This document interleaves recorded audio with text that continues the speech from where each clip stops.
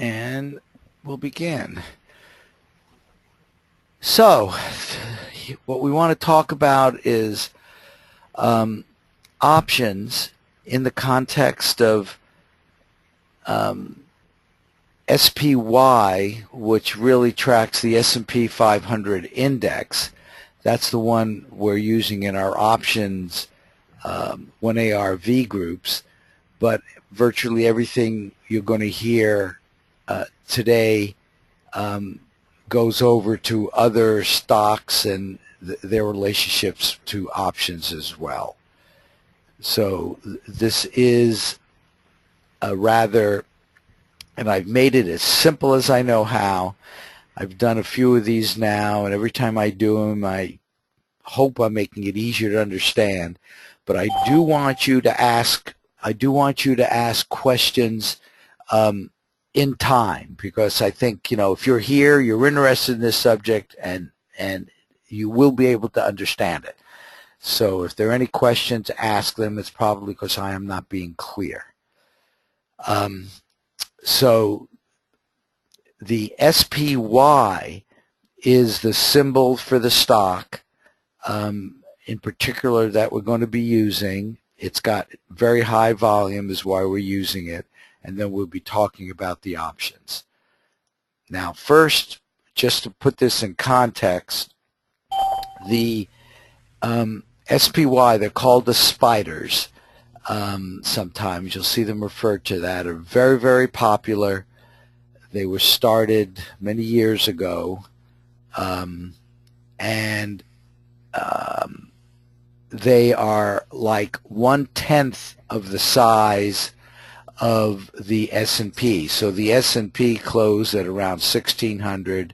This is right now at 160. What you're looking at here is an open and low, high, low chart. Let me just explain that. It's kind of the simplest chart and rather easy to understand.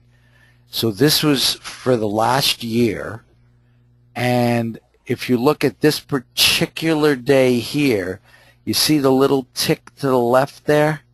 That was the opening price on that day. This was the closing price on that day. The bottom shows the low of the day, the top shows the high of the day. So on this day, you can see it opened right near the low, probably went down a little bit. Who knows how it oscillated, but it ended off closing near the high of the day. On a day like this, it opened here. Not clear what the action intraday was. All we really know is that the high was here, the low was here, the close was there. Now that's going to become important, because here what we have is a month to date, and you can see what happened in the last month. They didn't have July up when I got this chart. Same sort of chart, open, high, low, close. But see, our trading strategy with the options on the SPY are going to be to get in on the open. Okay, so remember, this little tick mark is the open, and then to get out in the option after a certain amount of a move in SPY. And it turns out that's going to be like a half a point on SPY, and I'll relate that to the options for you. But what's important to notice at this point is that changes within a day have been sort of like, points. This is a 2-point oscillation, and from the open here, maybe it was only a point, but recently it's become pretty volatile, where these moves are more than a point. But I'll have a little bit more to say about that later. But this is giving you the sense of how things have moved within the last month. Now, here's the last 5 days. So now each of these intervals are like 5 minutes, and you can get an open and a close and what the variation is within a 5-minute kind of period. And so you can begin to see the oscillations within every single day. Okay, so hopefully that gives you a sense of the way the SPY is, and it's pretty much like any other stock. I did want you to become convinced that they do follow the S&P 500, so I just put a chart here. You can get really great charts and information off of Yahoo, finance.yahoo.com, and you can do comparisons. And so here the green is the actual S&P 500. The spider are in the blue, and you really can't even tell them apart in the last 5 days in terms of percentage-wise. There are some subtle differences due to the way they close out, the way they treat the spiders. It's an ETF and things like that, but it's very, very subtle. Nothing that we have to worry about. Okay, so let's now transition to the options part of this. The SPY now is the stock. It tracks the S&P, but it's 10 times lower. The index measures the performance and its large capitalization. That's what the S&P 500 is, which is somewhat different than, say, the NASDAQ index or the QQQs, which take in lower capitalization stocks as well. And it was launched in '93. Now, one of the reasons I'm using this is they have expiration dates, and we'll talk about what that means for call and puts, but every Friday, plus some other dates. So it turns out to be very flexible and very high volume to play with the SPY options. So what's a call option? And we're really going to focus on the call option more than a put option, only because once you understand one, you kind of get the other one by default. So the call option is an option, and it's a real contract, but it gives the owner of that contract the right to buy the underlying security. So this would be an option on the SPYs, the underlying security at a specified price. That's called its strike price. So when the stock is around 161 where it was, you might want to buy a call option at 161. And a lot of people who do this for the long term might want to buy it for a month out because they think the stock's going to go up to 163, and that's 2 points. But they might be able to get this at a price of 0.2 or a fraction of the 2 and make a highly leveraged profit. And again, I'll show you that. But the reason people do this is it is less expensive to buy this option rather than to buy the stock. And it is, if you get a good move in the stock, you will get a higher percentage move in the call. Now the put is literally the exact same thing, except now it gives you the right to sell the underlying stock at a specified price. So you might want to sell at a strike price of 161 if you felt we're beginning to enter a bear market now, and you think things are going to go way down. So rather than pay 161 for the SPYs, you might get some future option that you could buy. You'd be buying the put option now at, say, 1, and if the stock falls apart, that put then might go up to 4 or 5 or 10, depending on how far everything moves. So that's why people buy puts. Okay, so again, I'm jump in if you don't understand any of this. Now, here is a chart that, I mean, if you Google put call options, you'll get more information than you want. I've previously given links of some of the places to go, but there's plenty of information out there. And this is sort of a standard kind of chart that you can find in many, many different places. And I want you to understand this, because this now gets down to another key word in how we get leverage and why we're doing this only for a day in terms of our precog work.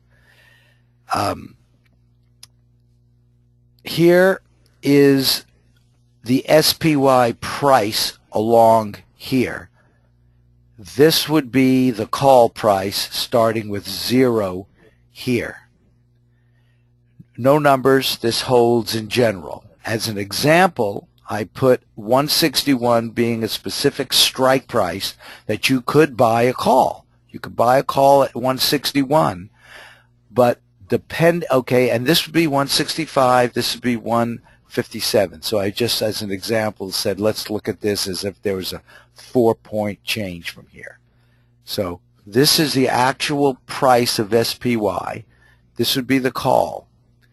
The different colors have to do with the option expiration date. How far in the future are you going to be interested in buying your call option? If you were very, very close, if it was the very last day, if it was expiring today, then one of the things you know about options is that if you are lower than the strike price, say you were at 160, you would have no what's called intrinsic value. If there was no time left in your option, why would you want to have the right to buy stock at 161 if on the open market you could buy it at 160? You wouldn't pay anything to do that, would you? No. So you have to kind of let that sink in, because that's kind of critical to understanding the why options are priced the way they are. If the actual price of SPY is below the strike price, it's worthless at expiration. So there's a clear time value here. However, if you were to go out several months, okay, if you were to go out several months, well, now you've seen the way it varies. Now it does have value, especially if you think it's going to move up. Because historically, and they actually have charts and people have done analyses and got their PhDs on this, you know that there is a curve like this which, depending on how much time is left, the stock will have a relationship to the call price. Now, if it's greater than the strike price and it's the very last day, let's say it's 162, well, if the price is 162 and it's just about to close out, you would be willing to pay 1 point for that, because you could buy your option at 161. It gives you the right to sell stock at 161. You could go into the open marketplace and get it and then sell it at 162 and make a profit of 1. So that's the black curve. That's the intrinsic value. And you get the most intrinsic value when you're right here. Okay, so if SPY prediction is up, it turns out the most leverage you get, and I'm going to show you this, is to buy out of the money, OTM, out of the money calls to get the best leverage. So that's the next thing we want to understand in terms of how to trade this. One other chart, if you take, remember this intrinsic value curve, so if you now look at the difference from here down to here versus here down to here. So here you're below the strike price, here you're above the strike price. Notice they look like they're about the same. Well, it turns out they are the same. Historically, the market pretty much acts like a random number generator, and people are willing to pay as much to go lower as to go higher. And this is typical with actual kinds of days in here, showing that this is the strike price here at the money, out of the money, in the money. So this is the price, the same as before. And this shows the call price for different expiration days. So if it was 30 days away, it would look like that. But notice it's symmetrical. Now, here is real data which I got yesterday. And let's see if I want you to understand this thoroughly, because this 1/2 point move is going to be important. This is based on yesterday's close, which is July 1. SPY's closing price was 161.36. Okay. Going off of Option House, in fact, maybe very briefly, just to make this real for you, I actually have right here, from a place where I do options trading, a kind of chart. So this is options in SPY, where there's a bid and ask price on the options, and the numbers you can see are down in the low twos, ones, depending on how far you are. Here you are above the nearest strike price. They mark 161 as the nearest strike price, or maybe it was the opening strike price, because the price now is 161.91. But it was from data like this that the chart I showed you. This is an expiration day with 3 days left. This is 10 days left. They have different kinds of options, but you can get prices like that, okay, without any problem. So from that exact place, there were 4 days left to expiration, looking at the one that's expiring this coming Friday.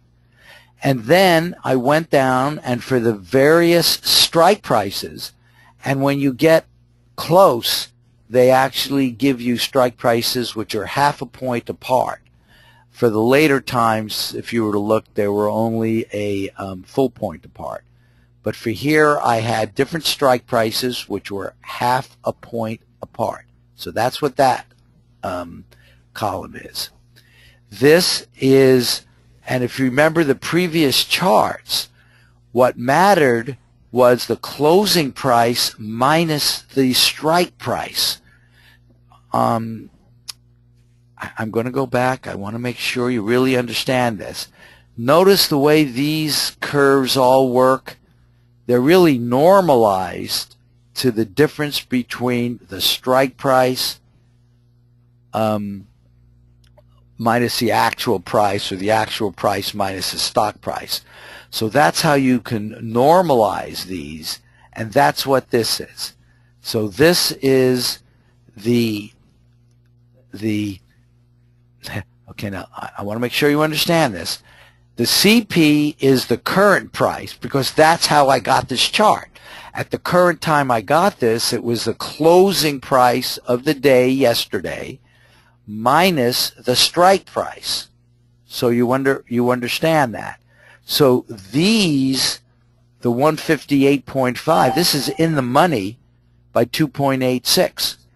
This is out of the money, the negative ones, okay, because the strike price of 160.5 is above the 161.36.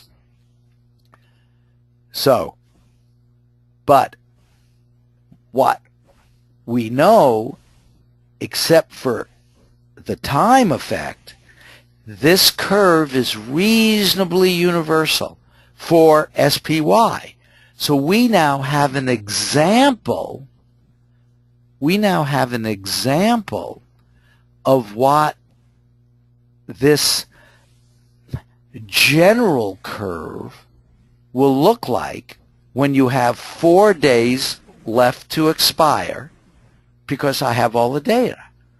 This was the actual price now of, and it was the asking price. So if you went in, you could actually buy the call at this price. So these were real prices at the end.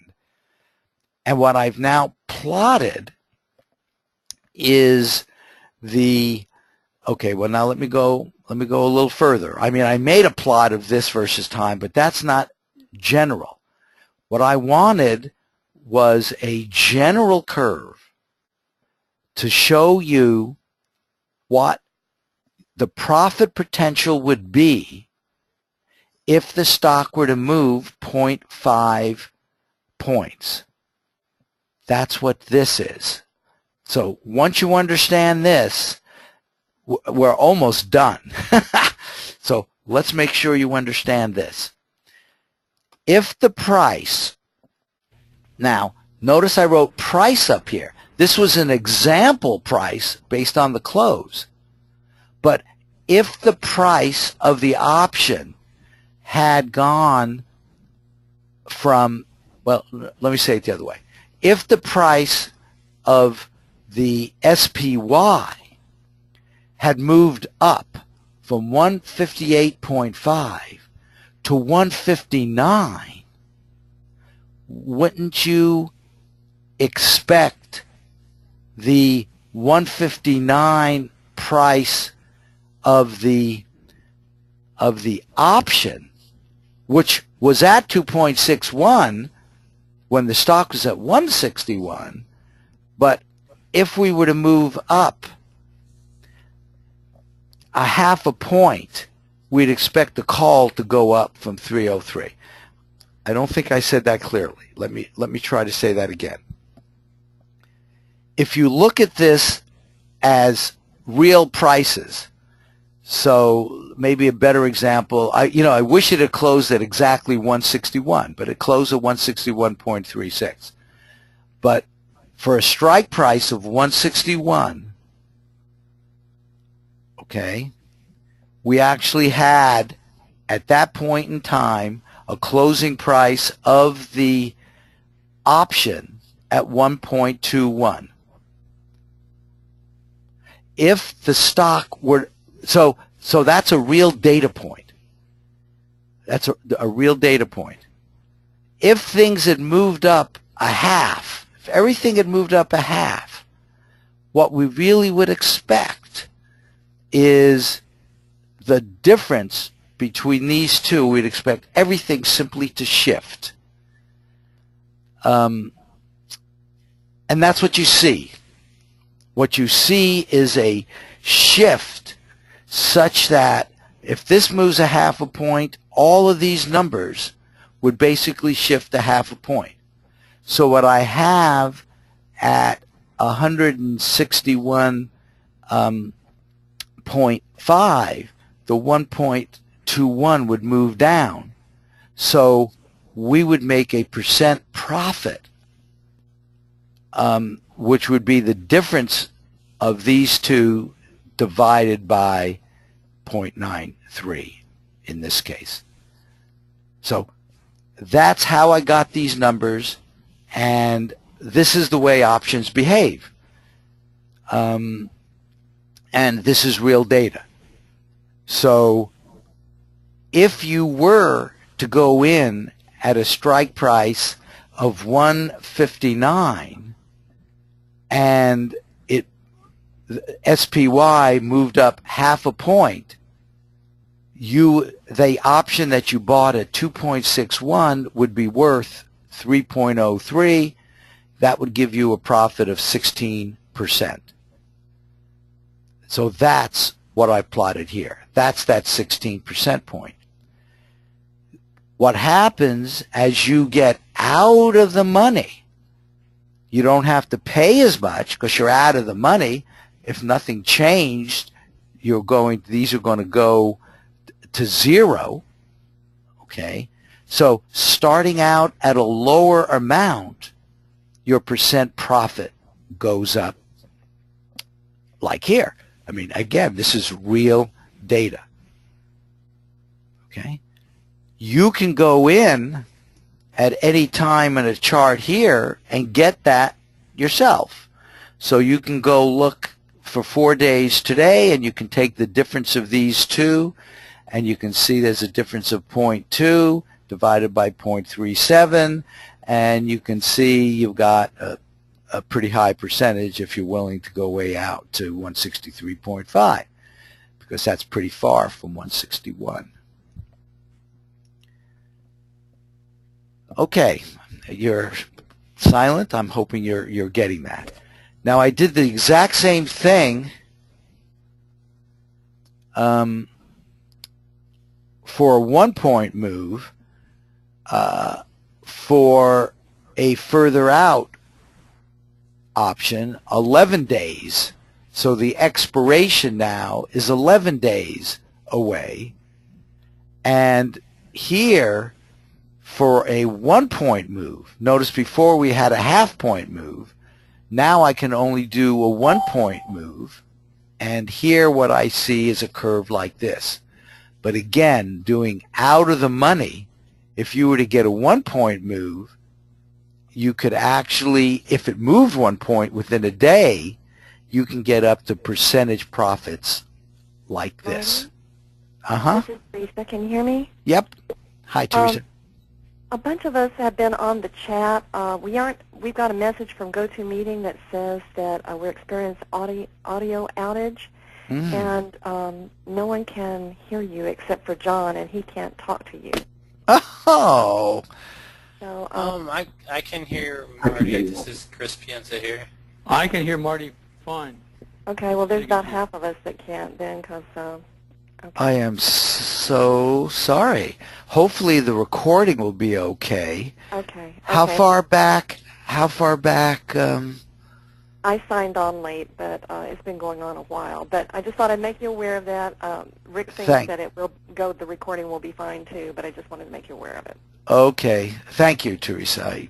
I appreciate that. See, that's what happens when I don't, and I can't look at the chat box.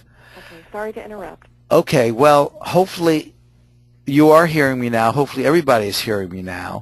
I'll tell them to call in, because that's what I did. I see. Okay, and do tell them that it'll all be on the webinar. Okay. Thanks, Teresa. I'll do that. Okay. Thanks. Okay, the bottom line summary is that you can get high leveraged within a day, and with options, I'm at least a person that using our system, I'm asking a short-term question about what's going to happen intraday within 1 day, and I will not want to hold things overnight. And so this shows that this is really a good vehicle. Options are a good vehicle for doing that.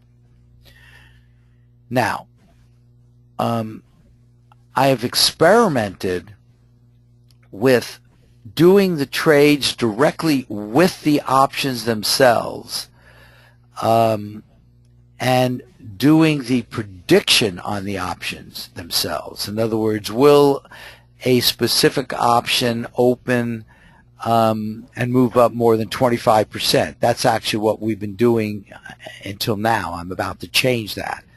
But we've said very specifically, take an option that's like 2 weeks out and take the one which is below the strike price, so it's out of the money, and wait for 25% profit. I found that, and others who are in touch with me found that a little unsatisfactory because the options don't open up cleanly.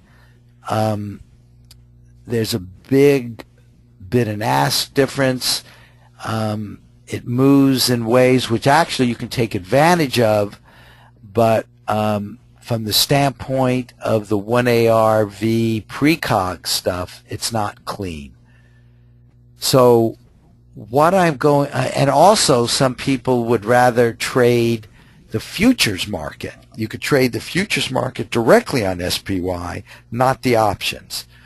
The options are good if you don't want to open up an account for $10,000 at Interactive Brokers and places like that. Futures accounts usually require a much larger amount of money. So what I want to do starting now in my 2 option groups is actually make the specific prediction on whether or not SPY is going to have what I call its first move, and I'll define that a little better for you in a moment, up 0.5 versus down 0.5. Which one of those is going to happen first from the opening? When the stock market opens formally, the New York Stock Exchange at 6:30 Pacific Time, 9:30 a.m. Eastern Time. Now, where did I come up with that 0.5 move? I went back over the last year, okay, and I plotted the maximum intraday price change. And I got that basically from the data, which gave me, and I got this off Yahoo, which gave me the opening price for every day from the last year, as well as the high and the low of that day. And I took the maximum between the open and the high and the low. So, some days the maximum was high, some days the maximum was down, but that's what this curve is. And what you can see is SPY, the lowest it ever changed on one day was like 0.25. It actually changed within one day between the opening and the high or low of over 3.5. So this is a day count, 250 days, right, a year. So about half the time, it's around 1-ish. Okay? And remember, we saw that when we looked at some of this stuff. It looked like it was getting a little bit more volatile recently. Some people might say, well, let's not go there. Some people might say it's because we're reaching a top sometimes that gets more volatile, but that's a different game that we're playing. But what you can see is only 25 times or less did it do like 0.5, which means 25 is like 10%. So that means 90% of the time, 90% of the time, I'm guaranteed, not guaranteed, but historically, I expect to get this 0.5 move. So it's something I can count on. I have to deal with the other 10% of the time, but it becomes a minor factor. And I want to show you how I propose to deal with that. So this is the strategy. The up intraday, we're going to be doing things intraday, and if the prediction based on the 1ARV group strategy is for up, then we're going to buy an option right near the opening price of the day. And this is where the near comes in, because having done this, I don't recommend putting in a market open order, because if you put in a market order at 6:30, there are just people out there that look to me like they're taking advantage of the guys who do that.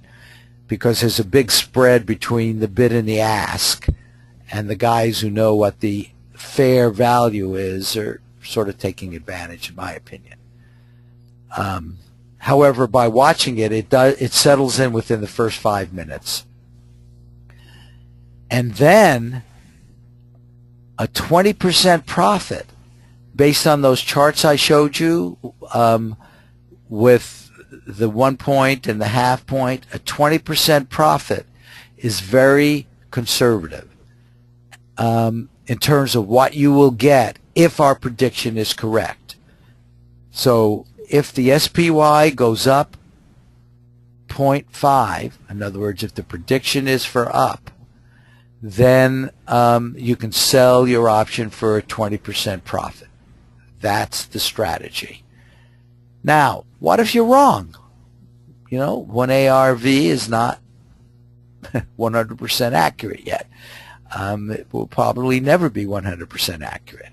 You need to always put in protection on the other side. So you put in a 20% stop loss order, 20% below whatever price you got in at. And this can be put in at the same time, so one cancels another. And I've had webinars where I've shown people that. What I think I will do this Friday, if anybody wants to, I will be happy to have another webinar actually showing how you do this with Options House, because we have some real trades coming up for this Friday. But in that 10% of the time when the market doesn't move enough, when you have one of these slow days, then you do get out, and you get out at 1 p.m. Pacific time, 4 p.m. Eastern time. The options market actually goes 15 minutes longer than that. And that is a complete trade, so you're not holding anything overnight. So this is explained what I put on the other one. So this is the way I would recommend doing it. I also recommend doing it maybe a week or two out, because while everything that we've been talking about is going on, there is the time element. If you do something which is like 4 or 5 days away, you know, like this one, they're now talking 3 days away, and they're, I think, even counting July 4th, so you can't even trade on one of those days. But it's still a time period thing which matters. Notice 1 day is a major fraction of that. So from the beginning of the day to the end of the day, you do have the time having an effect. By the time you get out to like 10 days, now that's only a 10% effect. Plus, one of the reasons for doing this 20% move is, and a 0.5 move in SPY, is we get out rather, most of the time the move is early. In fact, here, let's just see if we can go. That's a weekly chart. Let me just go to a daily chart. Here, for example, on this day, SPY opened at 161 point almost 5. So as soon as we got up to 162, and these are 5-minute intervals, we would have been out 5, 10, 15 minutes right here. So it turns out a 0.5 move tends to happen very early, and so the time element is not too important, especially if you're out a week or so. So I don't recommend doing this, especially until you have some experience. On the other hand, the leverage that you can get in these options, like a 161.5 option on the day, like this day with only a few days left. In fact, let me see if I can show you. And this is one of the reasons I'm doing it this way, because I know different people, and definitely wait until you get more sophisticated until you do any of this, but it turns out you can get very high leverage factors from, let me just see, it doesn't look like they have the open, but if you would have gotten in at on the 162, which started out pretty far from 161, the leverage that you would have gotten on this one would have been very high, and it doesn't look like I was hoping they would have the open price of the options. Let's see if they do on any of these other formats.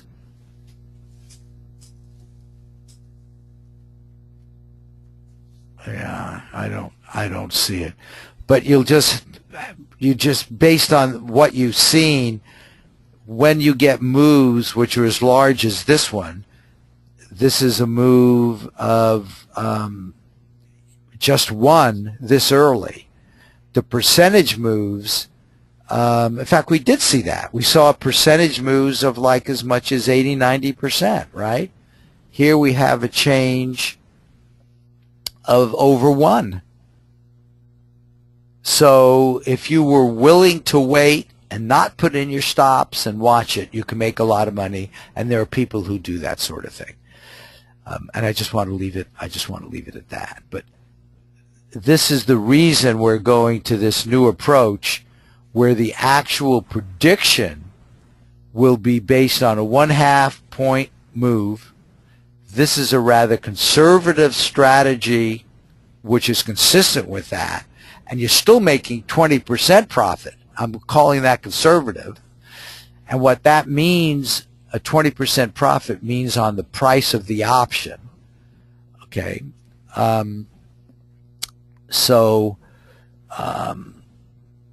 Period. So as long as you have enough money in your account to buy the option, you get 20% of that as a profit or loss. And then, and I didn't go into the details because I really wanted to make sure you understood the call, but the put is exactly the same thing but reversed. And what they even find is generally if it's at a given strike price, you will find the put and calls will be roughly the same in terms of the magnitude. Sometimes there's a bias one way or the other, but generally they're the same. And so if the prediction for the 1/2 point in SPY is down, then you buy a put, okay, with about a week of expiration is enough. If you want to do 2 weeks, that's fine. And then, other strategies are possible. Okay, I guess I talked about that already. Like the futures market, options are very volatile. On the very last day, you can imagine now there's only 5 days left, but on the very last day, they get extraordinarily volatile. I don't recommend doing that. It turns out 20% is fine, thank you. You make 20% consistently. You have that mindset, and that is the one I prefer. That's the one I'm doing. I'm in this for the long term. I'm very happy to make 20% on my money in one day. I actually think it supports my remote viewing because my mindset is going for the long term. I know if I can get a 20% return on my investment, I don't have to worry about things. Eventually, it's all going to come together, and I will have plenty of profit and plenty of money. With that, I'd like to stop. That's my formal presentation. Please ask questions, comments, etc. I have a question, Marty. Shoot. The buying calls and puts, you said for a week out if we wanted to, but is that like you're suggesting do the buying it for a day and like getting out of it after a day, but right? Right, but you see where it says days to expiration? Uh-huh. When you buy your call, you're going to be buying a call, and what you have to specify is the strike price. Remember we talked about strike price? Yes. And it's different than the current price.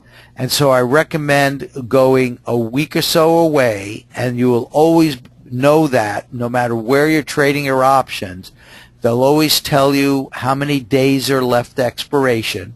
See, this is one that expires on 12 July. Here's one expires. Okay, I think that's where I'm confused. Uh-huh. So it's expires a week out, but we can still buy it this morning and then sell it this afternoon? Yep. Okay. I understand that. I understand now what you're saying there. Yep. And they're trading all of these. I mean, and here, let me show you the open interest and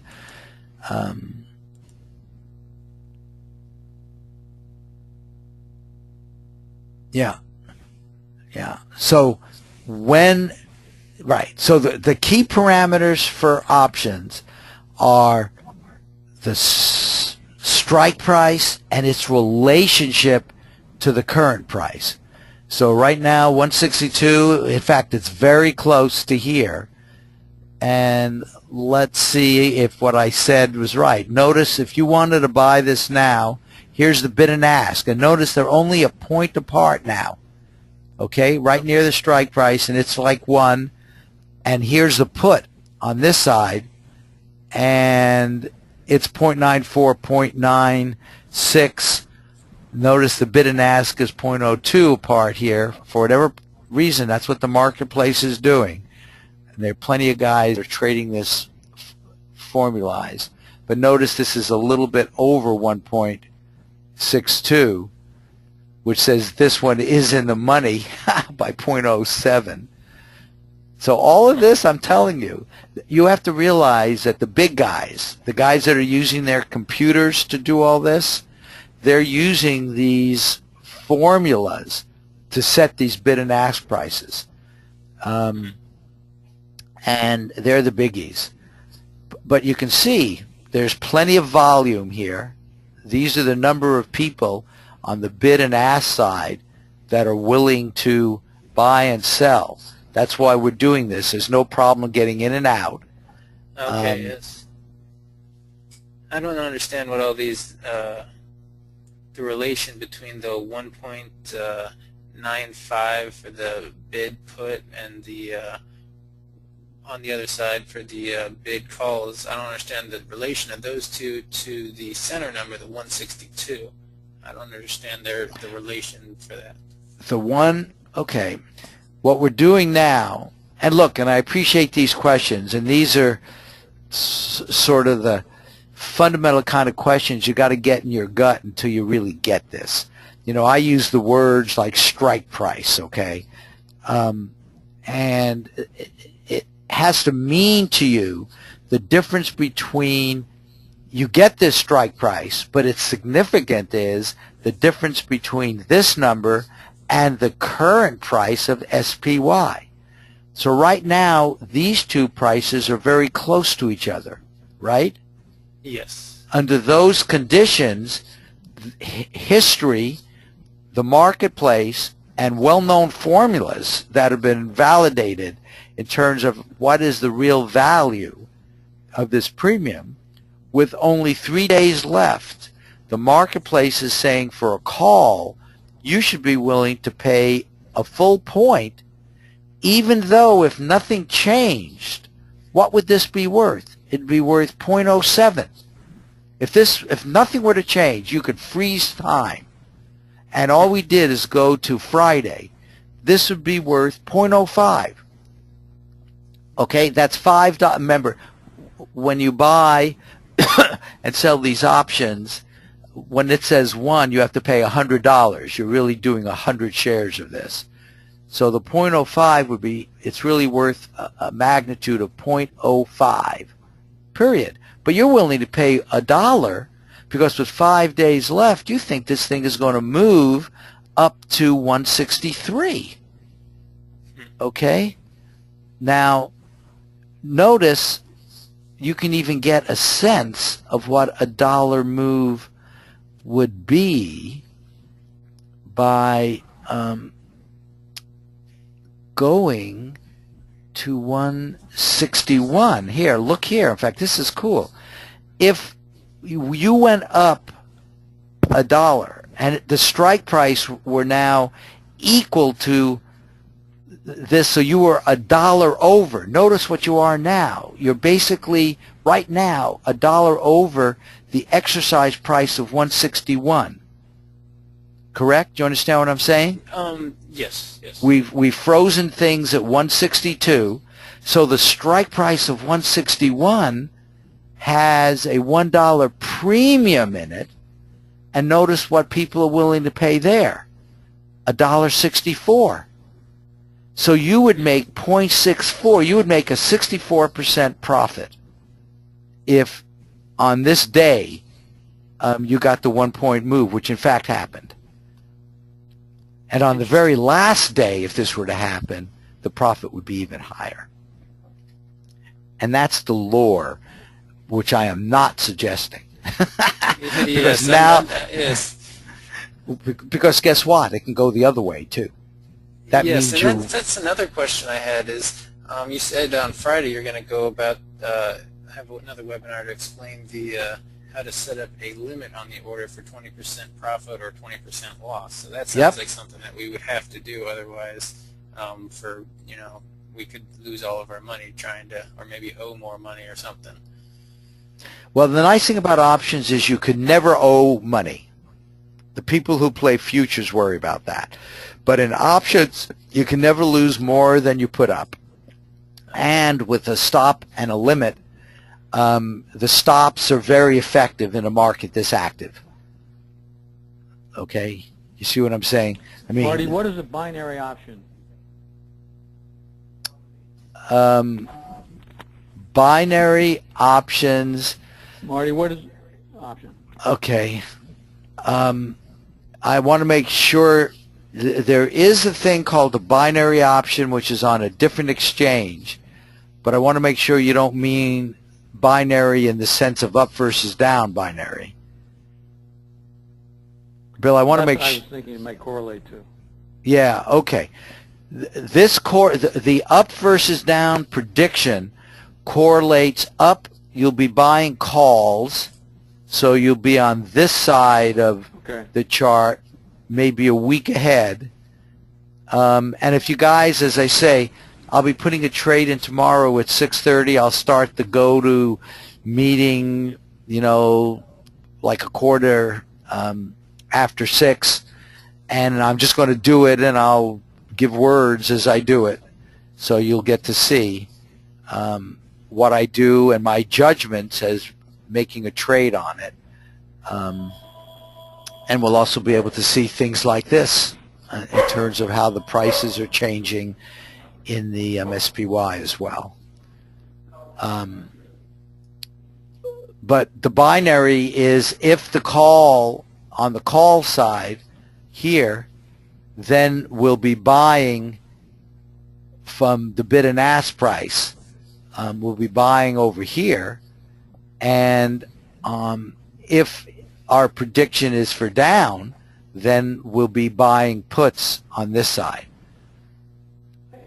Is there a charge for each transaction that you make? Sure. It's just like any other brokerage firm. It turns out Option House has a deal where it's basically you can get $1 per option, minimum 5 options, so minimum $5. And as you get, if you get into higher numbers, then I think there's another rule. And so far, I haven't paid a whole lot of attention to that. But they're very good. Go ahead. Tomorrow morning, you're going to have another go-to meeting where you're actually going to give an example of buying some of these? No, Friday. Oh, Friday, okay. It turns out I have 2 groups. Just turns out because Thursday's July 4th. Usually I have a group that trades on Thursday and the one that trades on Friday. But now I've got them both trading on Friday. In the best of all possible worlds, they'll make the same prediction, and I will be trading on Friday. And if it turns out to be a pass, then I'll probably just trade one option as an example for you guys. Are you interested? Some of you sound. I'm happy to do this.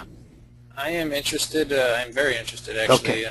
It's all very confusing. I'm catching little bits here and there, but it's trying to take it all in at once is definitely a humbling experience. Yeah, and I still have not figured out how to beat that. And I think the only way to beat it is to do just what you're doing: is stay with it, come watch, keep asking questions. I don't know any other way of doing it. Yeah. Marty, what time on Friday?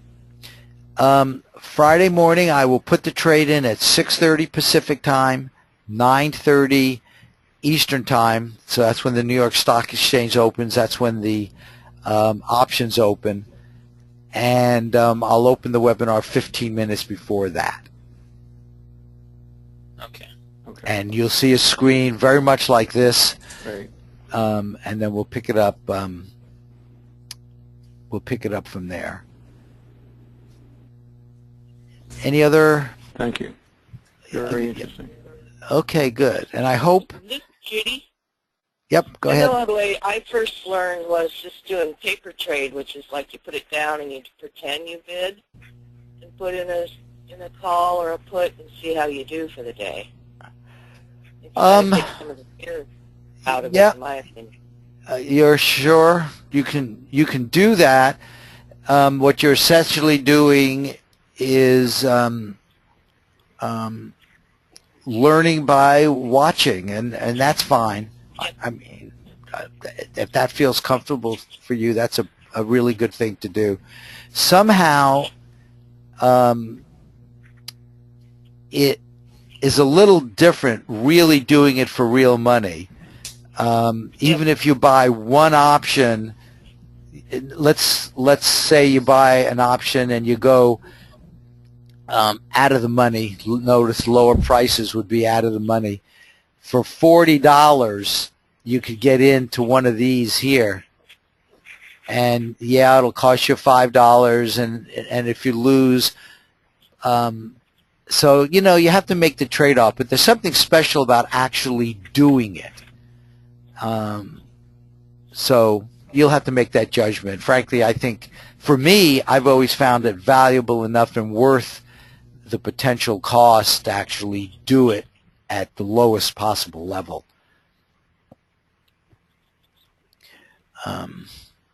I just find that I also then learn how to use the system and other stuff. So, okay, please. Last question. Will you be sending out another email, or exactly how do we log on to the go-to meeting again on Friday? Yes, I'll be sending out another email, and it'll be the exact same URL to click to. Okay. Yeah. So just save that. But I will send out another email to all the same people.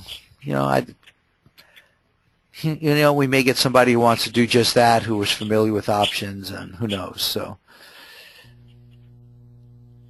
okay, why don't others give me some feedback? Is there anything else I could do to make this even easier for newbies? Any suggestions for those of you who might have been more sophisticated? Yeah, I know. I ask these general questions and I never get answers. I just keep doing my thing, guys, and I appreciate you your coming. I'm more than willing to. Anybody want to make comments based on their experience? Add anything to this, or are we done? I always struggle doing puts. I don't know why. I don't know why I can't catch on to how to do puts. I can do calls, but puts are my struggle. Okay, then it is worth talking about because it really is the exact opposite. And by that I mean, again, you saw an example here where the prices were, showing that the marketplace is willing to give a put at when the price of the SPY and the strike price are the same, they give it the same value. It really is the difference between that is the operating parameter. And so if you believe things are going down, you buy a put, you put your limit now still 20% up, but you're buying the put because you're counting on the SPY to go down. I mean, it's just, it really is the same. Now, there's some psychological, sometimes people don't like psychologically to buy puts because you're betting on the market going down. Is that your problem, or it's like the understanding? I think it's more the understanding. I had somebody try to help me learn how, and I don't know. Oh, wait, you blanked out on me. Yeah, it said something wasn't valid. I needed some word to get into the room to come the other way. I had to go on the phone. Wouldn't let me in. Yeah. I don't know what it is. I've tried. I've had somebody. I just have a struggle with that, and I know that when the market's going down like it did last week, a lot of people make a lot of money. Yeah, if you really just think of it as an exact flip, I mean, it's an exact mirror image, period. I mean, really. In other words, the puts, if the call goes up 2 points, if the SPY goes up 2 points, the way the calls move, and you watch those and plotted them, if the stock, the SPY, were to go down 2 points, the puts would look exactly the same. I mean, it's really an exact mirror image. Okay. Yeah. And by hanging in there, by watching it, and maybe we can even look at some plots, and I have in the past put plots of this, and you can see how when the stock goes up, the calls will go up, but the puts will go down. When the stock goes down, the calls will go down, and the puts will go up. And they're very much mirror images of each other. I mean, it's not exactly 100%, but close enough that that's the right way to think about it. Okay. Okay, good. And hey, stay here. Believe it or not, just hang in here, and this will become clearer and clearer as you just stay with it. Marty, this is Teresa. Hi, Teresa. I just wanted to read some things that are in the chat from John. Okay. Just to share with everybody that he's saying that there is a trial place that Option House has where you can practice a little bit too. If, like you said, it's always different when you're doing money, but just to get familiar with everything. And he also says that one way you could help is to have one of us show their screen and let the beginner click and go through it so that you can maybe just kind of guide us through it, that might be helpful to do. Okay, that's good. Yeah, no, okay, the second part, you want me to guide them through it? John had to leave, but right. Basically what he was thinking is that if the beginner could show their screen as they go through it, that monitor And I got it. That's good. That's a good idea. Maybe we can do that Friday. If somebody wants to risk it, they can try it on their own, and then I can help them. Okay. Who do you use? Do you do Option Express or TD Ameritrade? This is optionshouse.com. Oh. And it's not like I know that they're the best or anything like that. They got a good recommendation. I've been reasonably happy with them. See, I also happen to be a user of Interactive Brokers, and so they have a somewhat different system. So I'm still learning some of the fine details of this, but they're fine. They're good. Gotcha. Okay. Yeah, but it's not like there are plenty of other guys out there. Right. I was just, if we're going to watch somebody use their window, they're all a little different is what I find. Yeah, they are. They are. But the one which I've used, and I said just for that reason, if others want to use the same one, then I'll be able to help them a little more. It's optionshouse.com. That's why I was asking. Thank you. Yeah. Comments, questions? Okay.